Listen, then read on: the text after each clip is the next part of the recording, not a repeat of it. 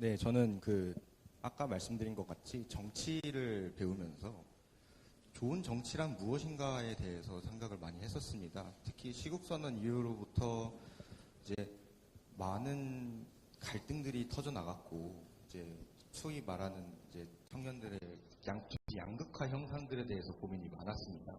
그런데 저는 생각하기를 청년은 때묻지 않은 흰 종이 같다라고 생각하거든요. 근데 그 흰 종이가 다른 세계만 치우쳐져 있으면 그것은 좋은 파얀 종이가 쉽게 물들어버리는 것 같이 금묵자학 같은 형태가 될 거라고 생각하거든요. 그래서 지금 현재 정치권이나 아니면 사회에서 자주 등장하는 젠더 갈등, 세대 갈등, 지역 갈등들이 미래 세대로서 이 나라의 미래에 대해서 어떤 영향을 끼칠지 정말 좀 고민되는 부분이 있습니다. 정말 중요한 문제를 지적하신 것 같아요. 흰종이 같다. 제가 앞으로 좀 써먹을 테니까 저작권 주장 안 하실 거죠? 이 말씀이 정말 맞는 것 같아요. 우리 사회에 전체적으로 이제 기회 총량이 부족해지고 있어요. 그러니까 우리가 자랄 때는 현재 상황은 나쁜데 고도 성장을 했기 때문에 취업 기회도 사실은 많았고 계속 성장을 하기 때문에 이제 미래에 대한 희망도 기회도 많아서 희망을 가지고 살았죠. 근데 지금은 저성장 사회가 돼가지고, 근데 저성장이라고 하는 거는 추가에 늘어나는 폭이 없다는 뜻이잖아요. 늘어나는 게 줄어들었다.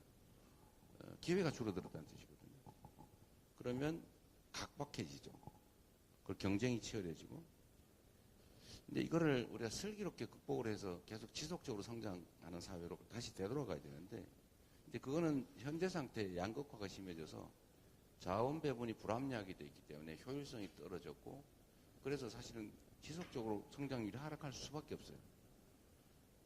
그러면 사실 구조적 계획을 좀 해야 되죠. 구조적인 문제로는 어쨌든 양극화를 완화해야 되는데 이게 지금 이미 있는 걸 교정하는 건 쉽지가 않아요. 그럼 그냥 공산주의 하자는 거냐 이럴 가능성이 있기 때문에 현실적으로 불가능하죠. 그러면 앞으로의 새로운 영역들, 이 영역에서라도 기회와 결과 배분이 좀 더 공정한 사회로 가야 됩니다. 그것들 중에 하나가 예를 들면 균형 발전, 시방의 기회를 줘야 사실은 우리 대한민국 전체 효율이 올라가거든요. 또는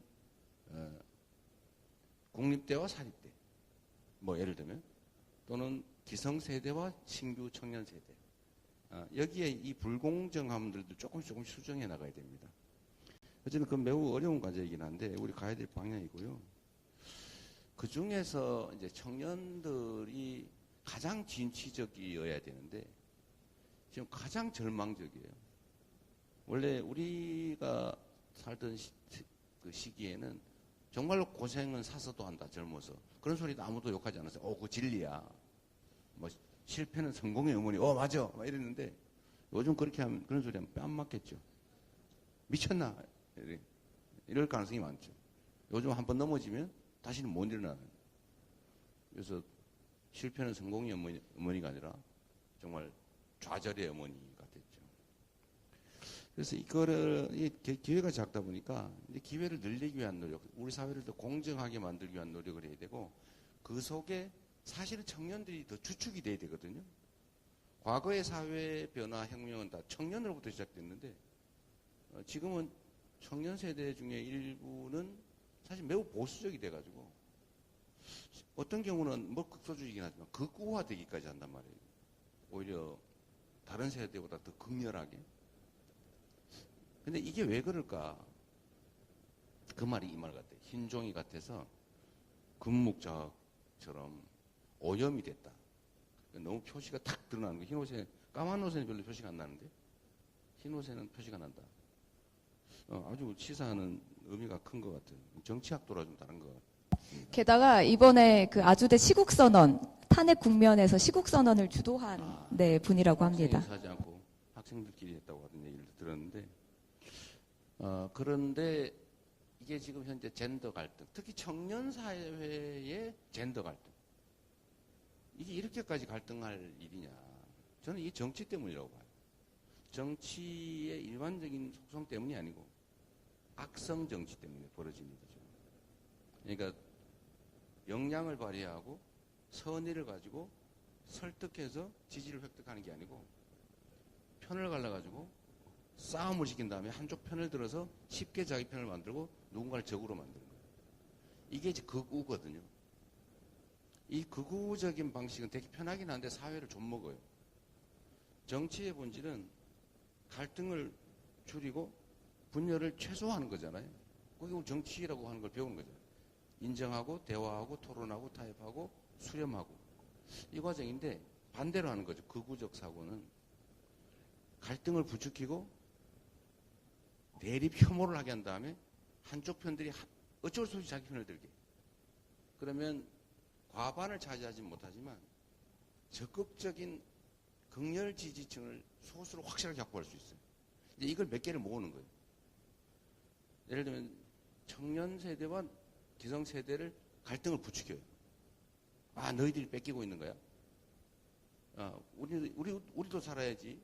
우리가 노인 세대 부양만 하다 우리 죽는 거 아니야? 뭐 이렇게 해가지고 사회 연대 의식을 훼손해요. 그리고 또 자기 편을 조금 챙기고 이런 정치 때문에 청년 세대들이 많이 오염이 된 것 같다. 이제 그 말씀하신 것 같아요. 아주 정말 정확하게 보신 것 같아서 정말 훌륭한 정치학도가 되실 것 같습니다. 정치학자가 되실 것 같고, 근데 이 문제 의식을 우리가 많이 공유할 필요가 있습니다. 정말로 우리 사회 심각한 문제예요. 정치가 대결, 대립을 최소화하고 좀 차이를 넘어서서 다름을 넘어서서 한 방향으로 가도록 힘을 모아야 되는데 지금 갈등하고 자기 걸 챙기고 다른 쪽은 배제하고 배제를 넘어서도 심지어는 제거하려고 하잖아요. 이 제거 행위의 극단 형태가 이번에 계엄이에요. 그러니까 자기가 권력을 상당 정도 이미 가지고 있고 자기 편도 이 정도 있는데 저쪽이 말로 설득하기 어려우니까 아예 싹 제거를 해버리려고 100%를 다 자기가 가지겠다고 를 동원해고 쿠데타를 하는 거잖아요. 자기 권력을 강화하기 위한 기존 권력자의 군사 쿠데타. 이걸 우리 친위 쿠데타라고 부르는 건데 근데 이게 우리 정치의 아주 나쁜 면의 최극단. 이게 이제 현실화 될 뻔한 거를 어쨌든 막아가고 있는 중이에요.